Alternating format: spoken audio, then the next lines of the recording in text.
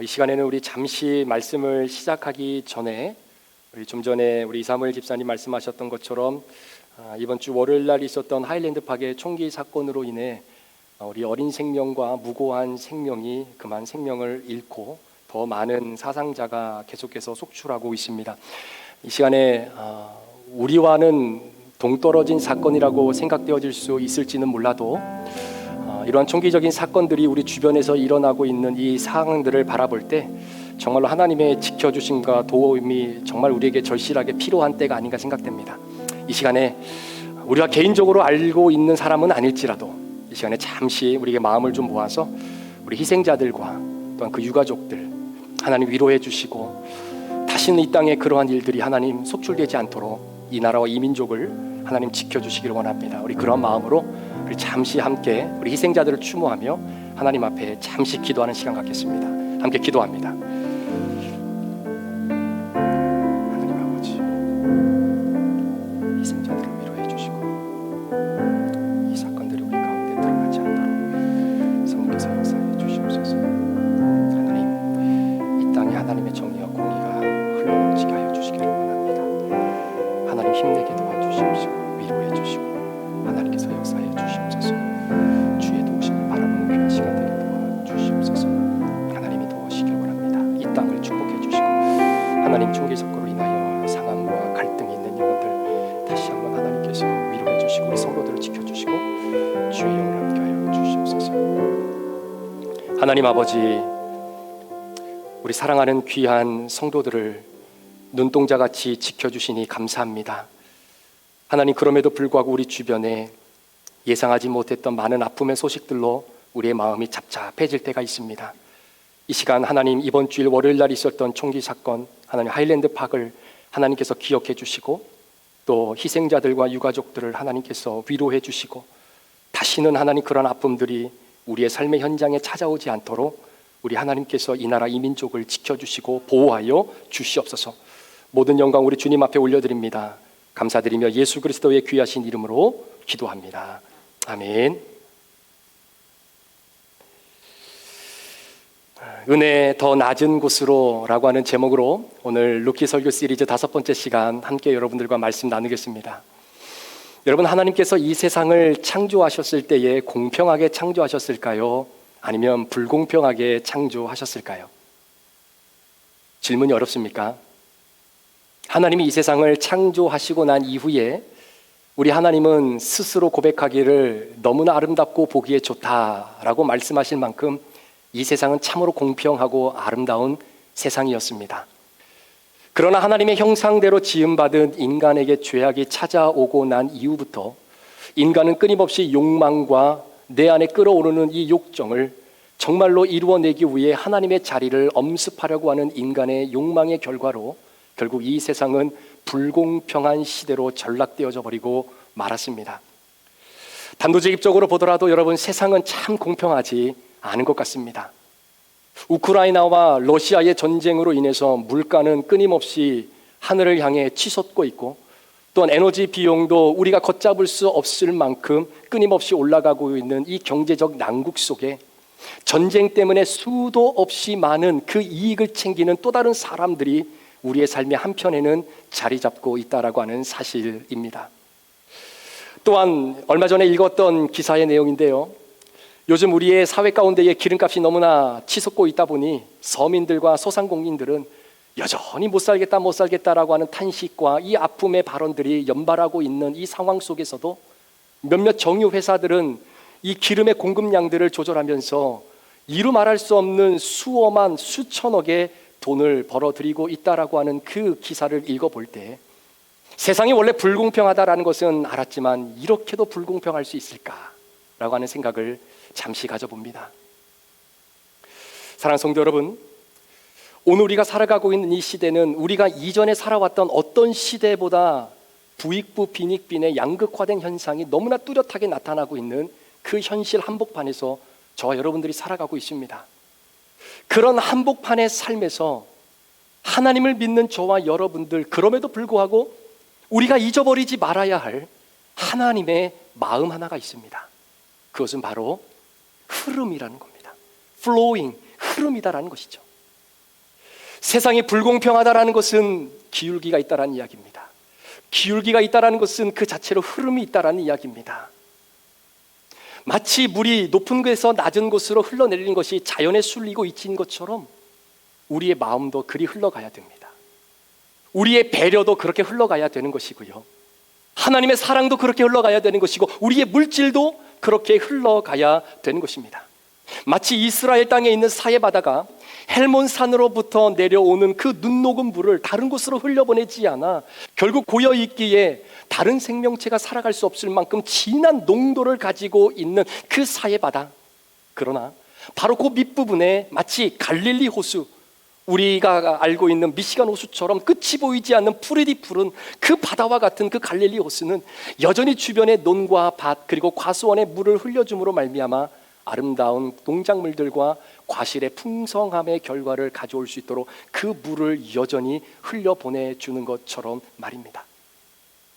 자, 이러한 흐름, 이러한 플로잉, 이러한 원리를 우리가 잘 기억하면서 지난주 마지막 때에 여러분들이 이런 질문을 던졌습니다. 왜 보아스는 룻이라고 하는 이 여인에게 분에 넘치는 사랑과 은혜를 베풀 수밖에 없었을까라고 하는 그 질문에 대한 실마리를 오늘 여러분들과 잠시 한번 살펴보고자 합니다.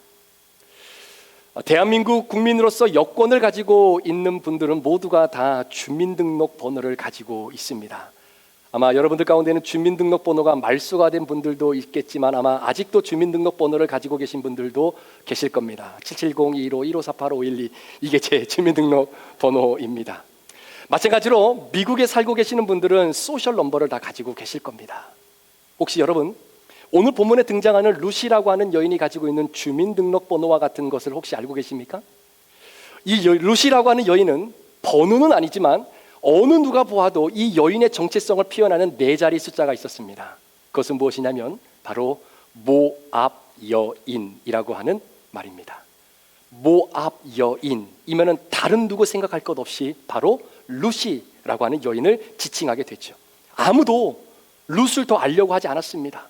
어느 누구도 룻에게 더 사랑스럽게 그녀를 불러줄 만한 생각조차 가지고 있는 사람도 없었습니다. 그런데 오늘 본문의 내용에 보니까 룻이라고 하는 여인에게는 별로 어울리지 않는 한 가지 호칭이 룻이라고 하는 여인에게 허락되어지는 사건이 오늘 본문에 기록되어 있습니다. 어떤 호칭일까요? 자, 룻기 2장 8절의 말씀을 한번 보시겠습니다. 보아스가 룻에게 이르되 내 딸아 들으라, 이삭을 주우러 다른 밭으로 가지 말며 여기서 떠나지 말고 나의 소녀들과 함께 있어라. 내 딸아, 내 딸아. 여러분, 베들레헴 이 유대 공동체의 시어머니 나오미를 제외하고 룻이라고 하는 여인에게 내 딸아, 내 딸아라고 부를 수 있는 사람이 어디 있겠습니까? 그런데 왜 보아스는 처음 만났던 이 여인 룻을 향하여 내 딸아라고 그렇게 다정하게 불러 주었을까요? 하루는 보아스가 자신에게 속해 있었던 밭들을 다시 한번 시찰하기 위해서 한 밭에 이르게 됩니다. 그런데 그 밭에 도착하고 나서 보아스라고 하는 사람의 눈에 사로잡혔던 한 여인이 있었습니다. 바로 룻이라고 하는 여인이었죠. 당시 보아스는 사환에게 물어봅니다. 도대체 저 여인이 누구냐? 라고 하는 이 질문에 사환의 대답을 한번 들어보시겠습니까? 룻기 2장 6절과 7절입니다. 베는 자를 거느린 사환이 대답하여 이르되 이는 나오미와 함께 모압 지방에서 돌아온 모압 소년인데 그의 말이 나로 베는 자를 따라 단 사이에서 이삭을 줍게 하소서 하였고 아침부터 와서는 잠시 집에서 쉰 외에 지금까지 계속하는 중이니이다 라고 사환이 소개하고 있는 겁니다. 잠시 집에서 쉰 것 외에 일하고 있는 중입니다 라고 하는 이 한 문장을 통해서 우리가 유추할 수 있는 것은 무엇입니까? 지금 룻이 뭐 하고 있다는 거예요? 이삭을 줍고 있다라고 유추할 수 있는 것이죠. 그것도 잠시 집에서 쉬는 것을 제외하고 그렇게 하고 있다라고 우리는 그렇게 유추할 수 있습니다. 왜냐하면 우리가 가지고 있는 한국말 성경에는 충분히 우리로 하여금 그렇게 유추할 수 있는 단서가 기록되어져 있기 때문입니다. 그런데 여러분, 히브리어로 기록되어져 있는 원문을 보면 오늘 본문에는 룻이 일한다라고 하는 단어는 이 본문 안에서 찾아볼 수가 없습니다. 오히려 히브리 단어로 꿋꿋이 서 있다라고 하는 의미를 표현하는 아마드라고 하는 히브리 단어가 오늘 본문에 배치되어져 있는 것을 보게 되죠. 여러분, 이것이 오늘 룻기를 해석할 수 있는 중요한 단서가 되는 겁니다. 잠시 집에서 쉬는 것 외에 룻이라는 영이 하루 종일 일을 했다라고 생각하지만 그것이 아니라 그녀는 일을 하고 싶었지만 일하지 못하고 하루 종일 서 있었다라고 학자들은 그렇게 해석하는 것이 본문과 원문에 훨씬 더 가까운 해석이다라고 이야기하고 있는 것이죠. 자, 그럼 질문이 하나 듭니다. 왜 보아스라고 하는 사람, 아니 왜 룻이라고 하는 사람은 하루 종일 일하지 못하고 그 밭에 꿋꿋이 서 있을 수밖에 없었을까라는 것이죠. 두 가지 가능한 해석이 있습니다. 첫 번째 해석은 이삭을 줄 수 있도록 허락해 줄 수 있을 만한 한 관리자나 사원이 그 밭에 없었기 때문이다라고 해석해 볼 수도 있을 겁니다. 그런데 여러분, 보아스라고 하는 유능하고 철저한 사람이 어찌 그 밭을 책임지고 관리할 사람을 세워놓지 않고 그 밭을 그냥 방치해 놓을 수 있겠습니까? 그런 의미로 본다면 첫 번째 해석은 별로 설득력이 없습니다. 자, 두 번째 해석은 이런 겁니다. 룻은 이삭 죽기를 허락받기 위하여 끊임없이 그 밭의 관리자와 사원에게 나 일 좀 하게 해달라고 그렇게 눈빛을 보냈지만 그 밭의 관리자와 사원은 그 룻의 시선을 애써 외면하고 그녀에게 일거리를 주지 않았기 때문에 결국 룻은 그 떨어진 이삭을 줍지 못하고 허락이 임할 때까지 하루 종일 그 떼양볕에 서 있었던 것이 아니었을까요? 하루 반나절 그 떼양볕에 서 있었던 룻, 여러분, 그곳에서 룻은 어떤 생각을 했을까요? 제가 룻이라면 이런 생각했을 것 같습니다. 아, 어머니 땅으로 갈걸, 그 모압 땅으로 다시 돌아갈걸. 그때 시어머니 나오미가 야, 그냥 모압 땅으로 돌아가라 라고 얘기했을 때 못 이긴 척하고 오르바와 함께 그냥 모압 땅으로 돌아갈걸. 여러분, 모압 땅에 돌아가면 시원한 그늘 밑에서 풍성한 음식 먹으면서 즐겁고 행복하게 살 수 있을 텐데 내가 뭐 하나 바라보고자, 뭐 하나 소망이 있다고 그 시어머니 하나 따라서 내가 이렇게 베들레헴에 와서 이런 고생을 하고 있을까라고 하는 생각 안 가졌을까요? 비록 룻이 이방 여인이지만 모압이라고 하는 나라에서는 그래도 한 가족에 태어난 사랑스러운 딸입니다. 모압에서 말론과 함께 결혼 생활을 할 때에는 그래도 그 남편 밑에서 보호를 받으면서 지냈던 기억이 아마 가슴을 불현듯 스치고 지나가지 않았을까요? 그 모든 복잡한 생각이 룻의 머릿속에 가득 차 있는 순간 슈! 돌아갈까? 라고 하는 마음이 얼마나 그 마음속에 불끈불끈 솟아올랐겠습니까? 그런데 룻은 꿋꿋이 그 자리를 지킵니다. 이유는 어머니의 백성이 내 백성이 되고 어머니의 하나님이 내 하나님이 되기를 원합니다라는 그 고백을 지켜내기 위해서라는 것이죠. 룻의 존재 자체가 이력서라는 말씀을 드린 적이 있습니다. 룻의 모습 자체는 베들레헴이라는 곳에서 살아감에 있어 그녀의 인생의 걸림돌 자체입니다. 이를 거절당해서 오전 내내 우두커니 서 있었던 바로 그 룻. 그런데 어느 순간 그 속한 밭에 있었던 보아스가 그 여인을 바라보면서 드디어 궁극적으로 이 룻이라고 하는 여인이 공개적으로 채용이 되어지는 사건이 오늘 본문에 기록이 되어져 있습니다.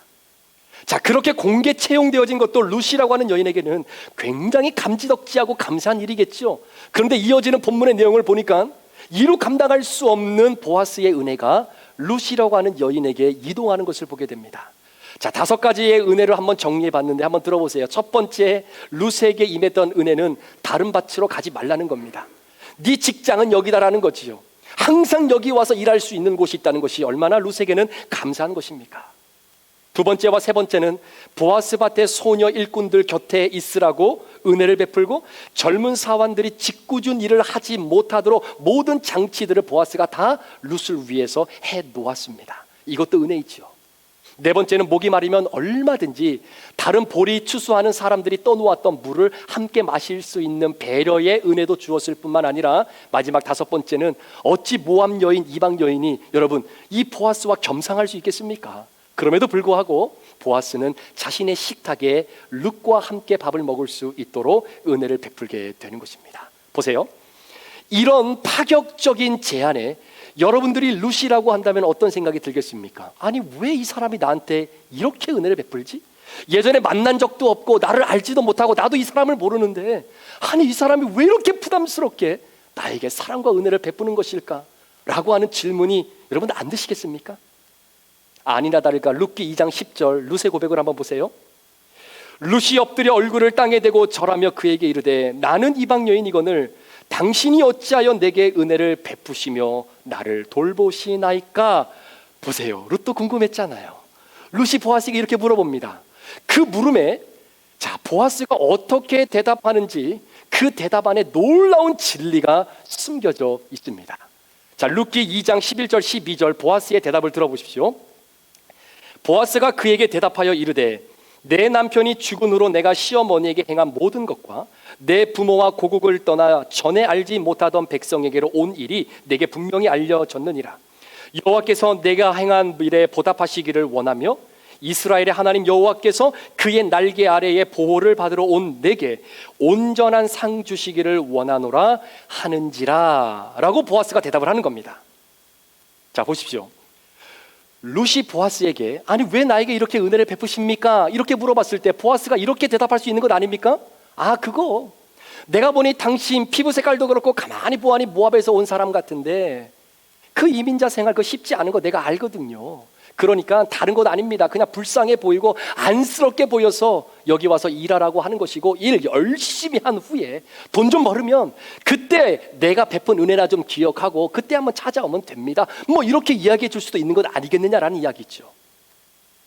다시 말씀드리면 룻이 보아스에게 왜 나에게 이렇게 큰 은혜를 베푸십니까? 라고 하는 질문에 보아스가 룻을 향해 여호와 하나님이 당신에게 은혜 주기를 원하십니다. 여호와 하나님이 당신을 지켜주시고 당신에게 상을 베풀어 주시기를 원합니다 라고 할 만큼 여호와 하나님의 이름을 굳이 거론하지 않아도 되지 않겠느냐라고 하는 이야기입니다. 그런데 보아스가 룻에게 한 번도 아닌 그것도 두 번씩이나 여호와 하나님이 당신과 함께 하시고 당신에게 복 주시고 당신을 온전하게 지켜주시며 상 주시기를 원하십니다 라고 여호와 하나님의 거룩한 이름을 두 번이나 언급할 만큼의 은혜를 왜 보아스가 룻에게 주느냐라는 말입니다. 자, 이 실마리를 찾아가기 위해서는 룻기 마지막에 기록되어져 있는 족보 이야기 하나가 있습니다. 이 이야기를 저희가 조금 살펴볼 필요가 있습니다. 자, 룻기 전하는 이 족보의 내용을 우리에게 어떻게 소개하고 있을까요? 룻기 4장 18절부터 22절까지 기록된 족보의 내용입니다. 한번 보십시오. 베레스의 계보는 이러하니라. 베레스는 헤스론을 낳고 헤스론은 람을 낳았고 람은 암미나답을 낳았고 암미나답은 나손을 낳았고 나손은 살몬을 낳았고 살몬은 보아스를 낳았고 보아스는 오벳을 낳았고 오벳은 이새를 낳고 이새는 다윗을 낳았더라. 족보에 대한 내용입니다. 자, 이 족보를 가만히 보니까 결론적으로 보아스라고 하는 사람은 다윗의 증조 할아버지입니다. 따라서 보아스의 아내가 되어졌던 룻은 다윗의 증조 할머니가 되는 것이고요. 오늘 룻기에 기록된 족보를 보니까 보아스의 아버지는 누굽니까? 살몬입니다. 살몬이 보아스를 낳았고 했으니까. 자, 살몬은 보아스의 아버지. 여러분 살몬이라고 하는 사람 혹시 들어보셨습니까? 성경은 살몬이라고 하는 사람이 어떤 사람인지 우리에게 구체적으로 성경의 지면을 많이 할애하여 소개하고 있지는 않습니다. 그런데 마태복음 1장에 보면 예수님의 족보가 기록되어져 있습니다. 별로 재미없어서 쉽게 넘어가는 부분이기도 하지요. 그런데 예수님의 족보에 아브라함부터 다윗까지가 14대입니다. 그 14대 가운데에 오늘 보아스의 아버지 살몬은 10번째에 해당하는 인물입니다. 자, 그런데 마태복음에 기록된 예수님의 족보 가운데에 굉장히 충격적인 한 사람의 이름이 족보에 기록되어져 있죠. 혹시 기억하십니까? 자, 마태복음 1장 5절에 그 이름이 이렇게 기록되어져 있습니다. 살몬은 라합에게서 보아스를 낳고 보아스는 룻에게서 오벳을 낳고 오벳은 이새를 낳고. 자, 그러니까 보아스의 아버지는 살몬입니다. 살몬이 누구를 통해서 보아스를 낳았다고요? 라합을 통해서 보아스를 낳습니다. 따라서 보아스의 어머니는 누구입니까? 이렇게 쉽게 설명하는 목사가 어디 있어요? 자, 보아스의 엄마가 누굽니까? 라합이라고 하는 여인이에요. 여러분 라합이라고 하는 여인을 기억하십니까? 여호수아 2장 1절 말씀을 한번 보십시오. 눈의 아들 여호수아가 시딤에서 두 사람을 정탐꾼으로 보내며 이르되 가서 그 땅과 여리고를 엿보라 하매 그들이 가서 라합이라고 하는 기생의 집에 들어가 거기서 유숙하더니. 여호수아가 여리고 성을 점령하기 전에 두 명의 정탐꾼을 여리고 땅에 스파이로 보냅니다. 그런데 웬일입니까? 정탐 계획이 그만 들통나버리고 말았습니다. 이 정탐꾼 두 사람은 결국 목숨을 잃을 수밖에 없는 위험한 일에 봉착되어질 수밖에 없는 상황이었죠. 그때 극적으로 한 여인을 만나게 되는데 그것이 바로 기생 라합이라고 하는 여인입니다. 이 기생 라합은 이 두 명의 정탐꾼을 자신의 집에 숨겨주었을 뿐만 아니라 나중에 모든 일들을 마무리하고 다시 공동체로 돌아갈 수 있는 퇴로의 길까지도 열어주었던 여인이지요. 질문입니다. 왜 이 기생 라합은 두 명의 정탐꾼을 도와줬을까요? 그 이유가 무엇일까요? 성경은 우리에게 라합이 두 명의 정탐꾼을 도와주었던 그 힌트를 우리에게 그녀의 고백을 통해 알아채라고 적어준 말씀이 있습니다. 여호수아 2장 9절에서 12절에 기록된 라합의 고백을 한번 들어보세요. 말하되, 라합이 말합니다. 여호와께서 이 땅을, 여리고 땅을 너희에게 주신 줄을 내가 아노라. 우리가 너희를 심히 두려워하고 이 땅 주민들이 다 너희 앞에서 간담이 녹았나니 이는 너희가 애굽에서 나올 때에 여호와께서 너희 앞에서 홍해물을 마르게 하신 일과 너희가 요단 저쪽에 있는 아모리 사람의 두 왕 시혼과 옥에게 행한 일 곧 그들을 전멸시킨 일을 우리가 들었음이니라. 우리가 듣자 곧 마음이 녹았고 너희로 말미암아 사람이 정신을 잃었나니 너희의 하나님 여호와는, 들어보세요, 위로는 하늘에서도 아래로는 땅에서도 하나님이시니라. 그러므로 이제 청하노니 내가 너희를 선대하였은즉 은혜를 베풀었은즉 내 아버지의 집을 선대하도록 은혜 베풀어 주도록 여호와로 내게 맹세하고 내게 증표를 내라 라고 라합이 고백하고 있는 겁니다. 여러분, 라합이라고 하는 여인은 이방 땅에 살고 있었던 사람입니다.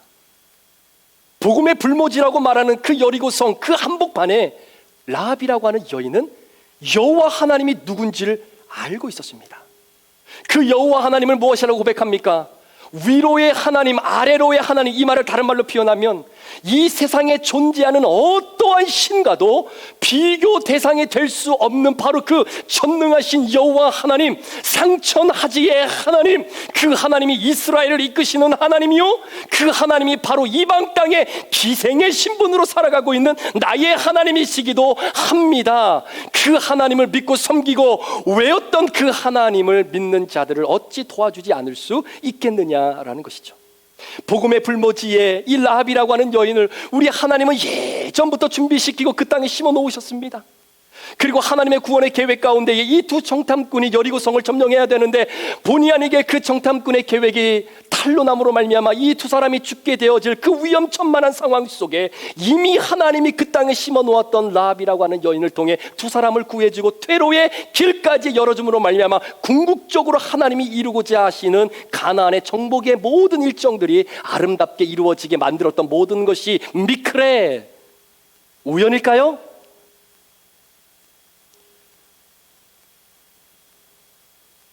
말론이 모압 땅에 이주하고 난 이후에 루시라고 하는 여인을 만나 아름다운 가정을 이루어냈던 것처럼 하나님은 신실한 유대인 살몬이라고 하는 사람에게 극적으로 기생 라합이라고 하는 여인을 만나게 해주심으로 말미암아 가정을 이루고 그리고 그 둘 사이에 보아스라고 하는 사람을 태어나게 하셨습니다.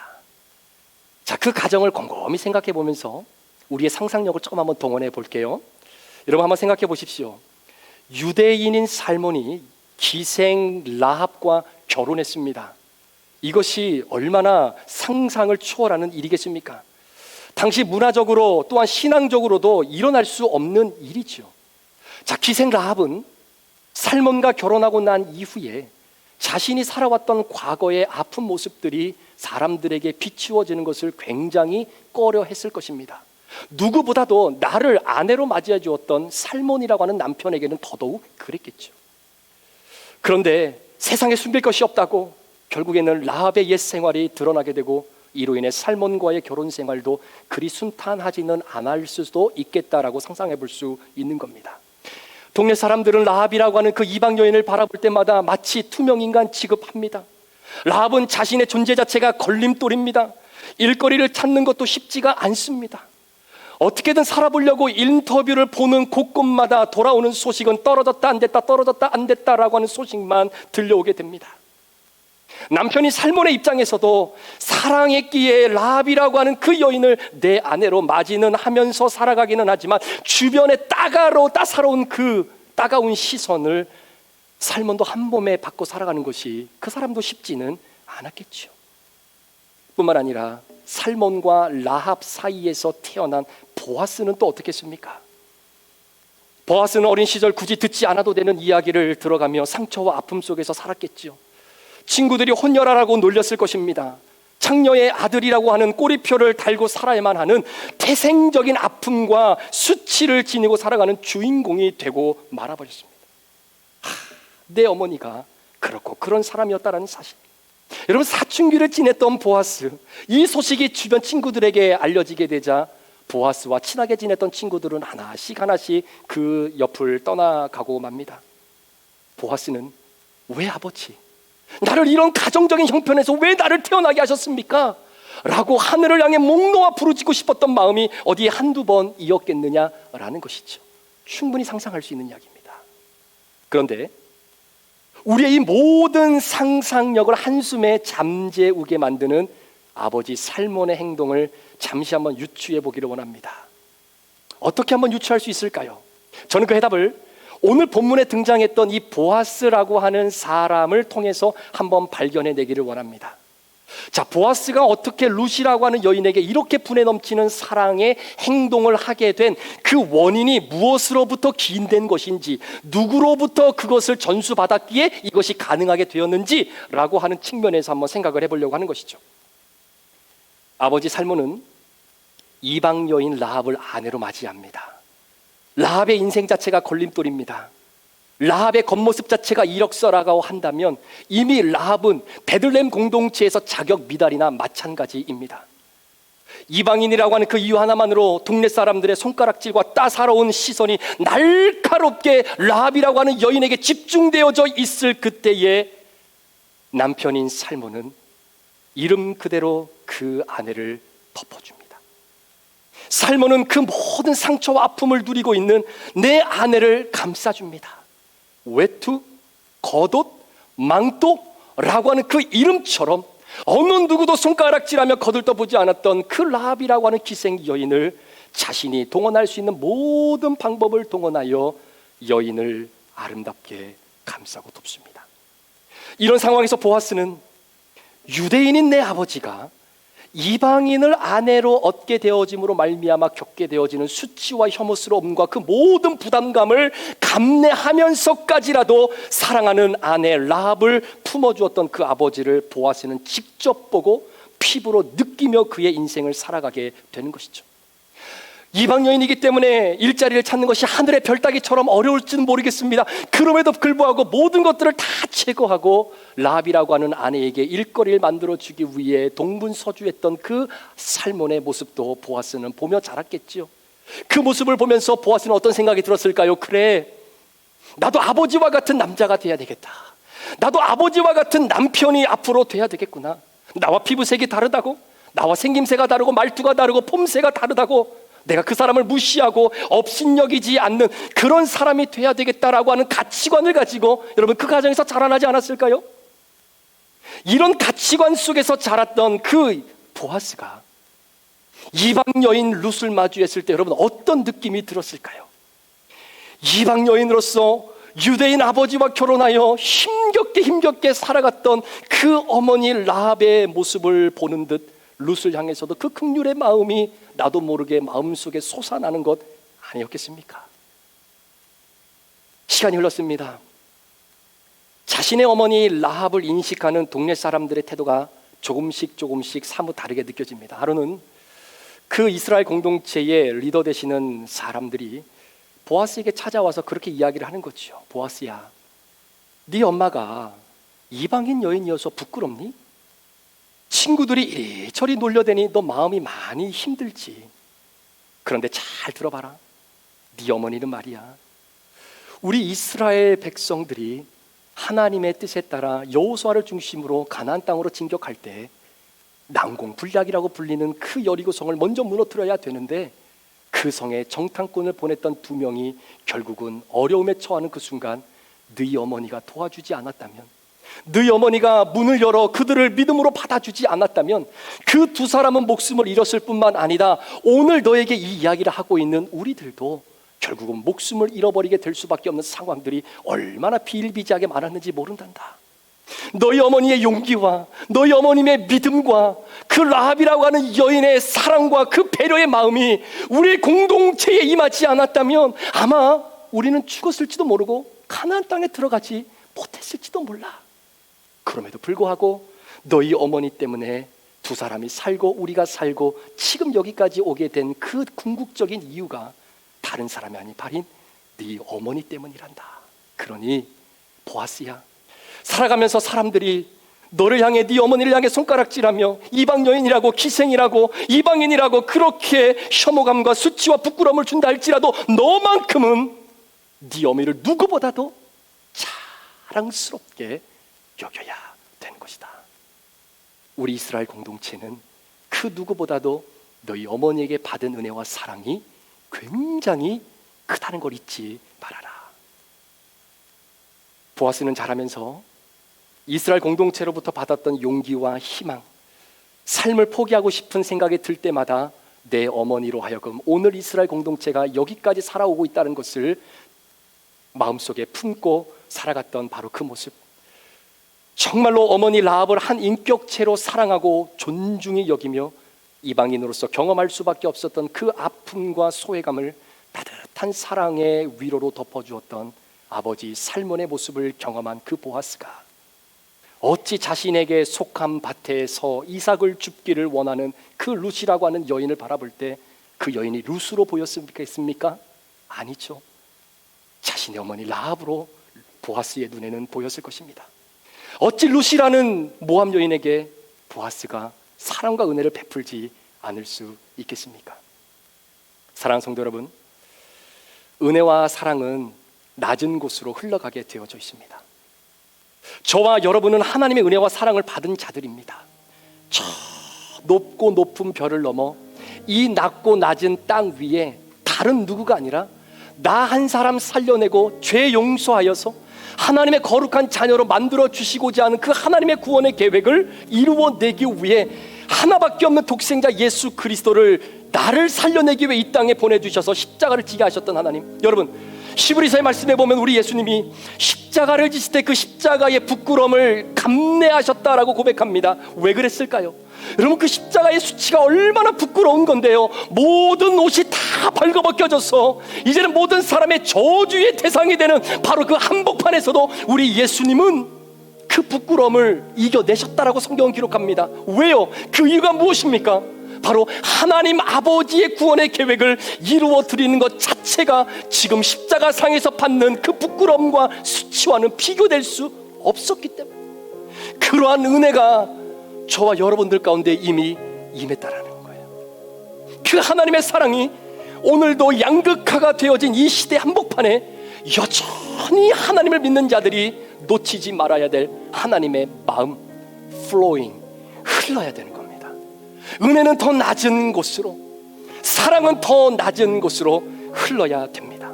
마치 룻에게 보아스 안에 갇혀 있었던 하나님과 이스라엘 공동체로부터 받았던 위로와 사랑과 아름다운 축복의 마음이 이방 여인, 모함 여인 룻에게 흘러갔듯이 이번 한 주간 저와 여러분들도 그 주신 하나님의 은혜가 흘러가야 됩니다. 하나님이 우리에게 예수 믿는 자들을 먼저 선택하시고 나중에 예수 믿게 만든 자들을 만들어 놓으신 이유가 무엇일까요? 먼저 예수 믿은 자들의 은혜를 예수 믿지 않는 자들에게 흘려보내라고 우리를 먼저 예수 믿게 하신 것 아니었겠습니까? 함께 기도할 때에 이번 한 주간 나는 누구에게 내 안에 있는 이 사랑과 하나님의 따뜻한 마음을 누구에게 어떻게 흘려보낼 것인가, 이 믿음의 고백을 주님 앞에 드리며 하나님 앞에 결단하면서 이번 한 주간 은혜 더 낮은 곳으로 함께 흘러갈 수 있도록 물꼬를 틀 수 있는 아름다운 역할을 감당하시는 저와 여러분들 되시기를 주의 이름으로 축복합니다. 기도하시겠습니다.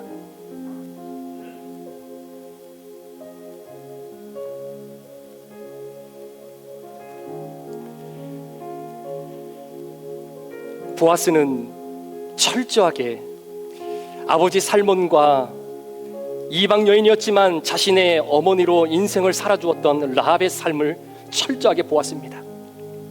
그 라합이라고 하는 그 한 사람, 정말로 이방 땅에서 복음의 불모지와 같은 곳이었지만 여전히 하나님을 섬기고 하나님의 은혜를 마음속에 포기하지 않고 살았던 바로 그 여인.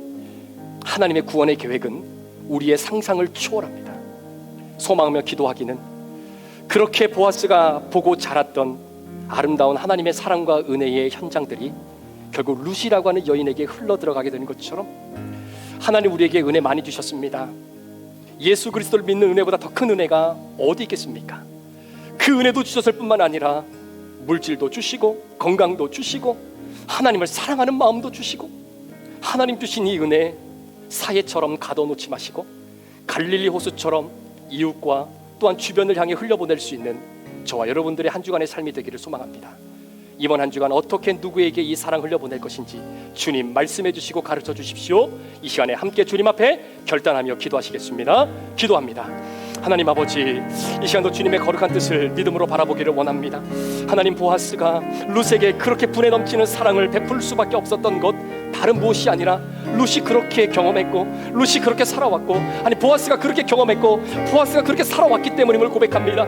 하나님 아버지, 우리도 보아스와 같은 그 은혜가 있지 않습니까?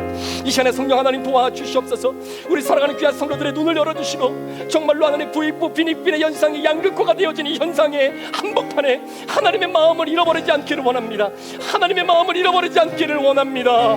하나님 아버지, 주님 도와주시옵소서. 하나님의 마음을 아버지 하나님 망각하지 않게 도와주시옵소서. 우리 귀한 성도들이 이번 주간 그 믿음 가지고 살아갈 때에 하나님 아버지 주님께서 열어주시옵소서. 따뜻한 마음이 올라가게 도와주옵소서. 물질이 올라가게 도와주옵소서. 사랑이 올라가는 놀라운 하나님의 브릿지 역할을 감당하는 믿음의 귀한 성도를 되어줄 수 있도록 우리 하나님 인도하여 주시옵소서. 성령님 도우시고 이 시간 함께 주님 앞에 찬양할 때에 이 놀라운 하나님의 은혜가 내 안에 있음을 고백하며 그 하나님의 끝도 없는 무한한 사랑을 고백하며 나가기를 원합니다. 함께 찬양합니다. 내 안에 주를 향한,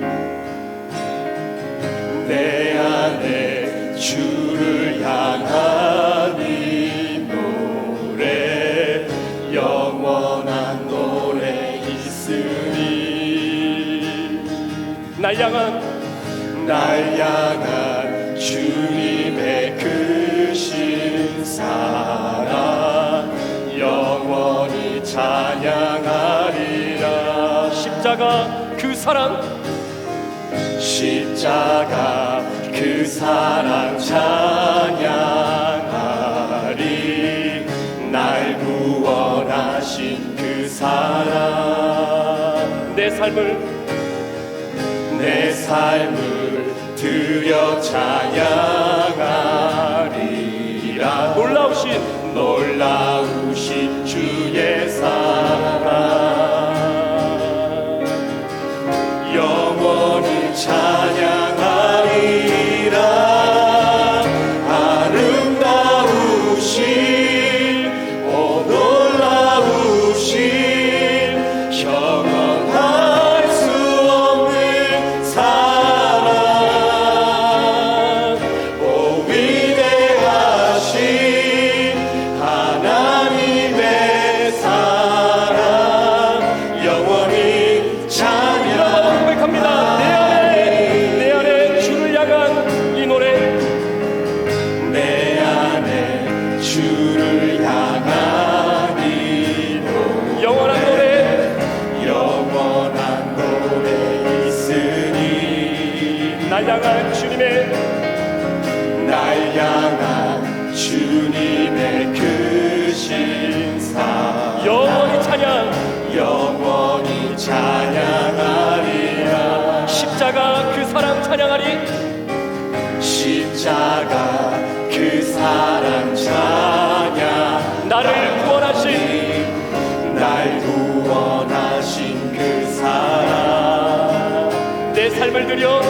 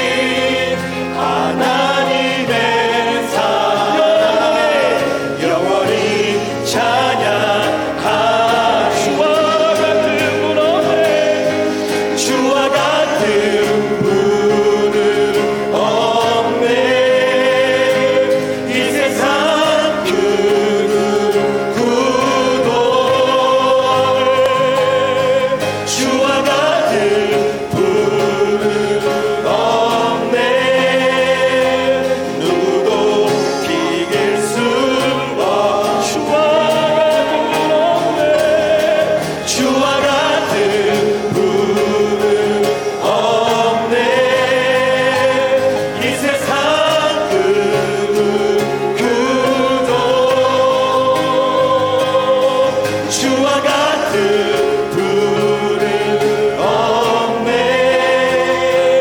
누구도 바뀔 수 없네. 아름다우신 오 놀라우신 영원할 수 없는 사랑 오 위대하신 하나님의 사랑 영원히 우리 마지막으로 고백합니다. 아름다우신 아름다우신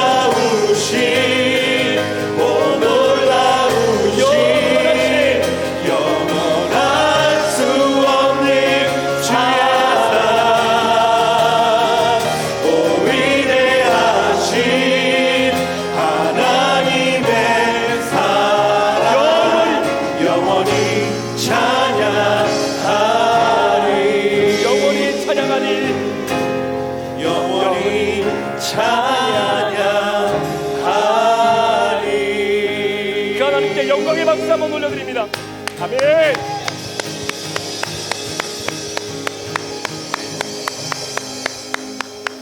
하나님 아버지, 주님과 비교할 수 있는 사람, 신은 이 세상에 존재하지 않음을 고백합니다. 라비 고백했던 것처럼 상천하지의 하나님, 위로도 아래도 하나님 같은 존재가 없음을 믿으며 살아가는 우리 사랑하는 성도들의 삶에 나도 모르게 찾아온 여러 가지 상황 속에 주님의 사랑과 은혜를 flowing 흘려 보내는 순간이다라고 성령님 말씀하실 때에 믿음으로 순종하는 하나님의 백성들 되게 하여 주옵소서. 지금은 우리 구주 예수 그리스도의 존귀하신 은혜와 우리 아버지 하나님의 무한하신 사랑하심과 성령님의 감화감동 충만 교통 위로하시고 내주하심의 역사가 아름다우신 놀라우신 그 주님을 영원히 찬양하며 나로 하여금 하나님의 사랑의 주인공이 될 수 있도록 예수 그리스도를 나의 구주로 영접할 수 있는 은혜를 주신 그 하나님께 모든 영광 올려드리며 이번 한 주간 그 사랑과 은혜를 flowing 흐르게 하며 살겠다고 결단하며 주님의 전을 떠나 세상으로 파송받아 나아가는 사랑하는 귀한 성도들 머리머리 위에 이들의 가정과 직장과 사업터 위에 자녀들 위에 교회 위에 선교사님들 위에 태중의 생명들 위에 지금부터 영원토록 함께 계시기를 간절히 축원하옵나이다. 아멘. 아멘. 하나님,